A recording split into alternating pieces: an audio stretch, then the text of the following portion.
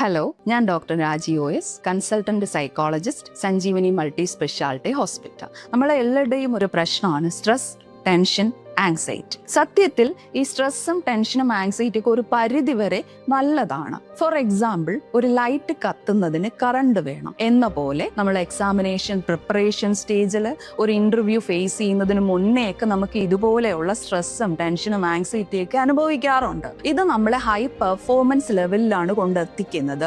Hard work ചെയ്ത് നമ്മുടെ maximum performance കൊണ്ടെത്തിക്കാനാണ് ശ്രമിക്കുന്നത്. പക്ഷേ over voltage of current will fuse the light എന്ന് പറയും പോലെ സ്ട്രെസ് ഓവറായി കഴിഞ്ഞാൽ അത് നമ്മളെ ബാധിക്കുന്നു, നമ്മുടെ ജീവിതത്തെ ബാധിക്കുന്നു, ലൈഫ് സ്റ്റൈലിനെ ബാധിക്കുന്നു, ഡേ ടു ഡേ ആക്ടിവിറ്റീസിനെ ബാധിക്കുന്നു, മെന്റൽ ഹെൽത്തിനെ ബാധിക്കുന്നു. ഇങ്ങനെ ബാധിക്കുന്ന സ്ട്രെസ്സിന് ഒരു കാരണം കാണും. ഒന്നുകിൽ ഫിനാൻഷ്യൽ ക്രൈസിസ് ആകാം, അല്ലെങ്കിൽ റിലേഷൻഷിപ്പ് ഇഷ്യൂസ് ആകാം, അതും അല്ലെങ്കിൽ ഇമോഷണൽ ഇംബാലൻസ് ആകാം, അല്ലെങ്കിൽ പ്രൊഫഷണൽ ക്രൈസിസ് ആകാം, അതും അല്ലെങ്കിൽ ഇവൻ മരണം തന്നെയാകാം. ഈ സ്ട്രെസ് നമ്മളെ കൊണ്ട് എത്തിക്കുന്നത് ഒരു ഐസൊലേഷൻ പീരീഡിലേക്കാണ്, ഒരു വിഡ്രോവൽ ടെൻഡൻസിയിലേക്കാണ്. മറ്റുള്ളവരിൽ നിന്നെല്ലാം ഒറ്റപ്പെട്ട ഒരു റൂമിൽ ഒറ്റയ്ക്കിരിക്കുന്ന ഒരവസ്ഥ, ആമ തൻ്റെ ശരീരത്തിലേക്ക് ഒതുങ്ങുന്നത് പോലെ നമ്മൾ സ്വയം വിഡ്രോവൽ ടെൻഡൻസീസ് കാണിച്ച് ഉള്ളിലേക്ക് ഒതുങ്ങുകയാണ്. ഈ പീരീഡ് ഓഫ് ടൈമിനെ ഇൻക്യുബേഷൻ പീരീഡ് എന്ന് പറയും. ഒരു അലാറം റെസിസ്റ്റൻസ് സ്റ്റേജ് ആണ്. ഈ സ്റ്റേജിൽ നമ്മൾ ചിന്തിക്കുകയാണ് ഇതിൽ നിന്ന് എങ്ങനെ നമ്മൾ പുറത്തു വരണമെന്ന്. നമ്മുടേതായ സൊല്യൂഷനിലൂടെ നമ്മൾ ഇതിൽ നിന്നും റിക്കവർ ചെയ്ത് പുറത്തു വരാറുണ്ട്. എന്നാൽ ചില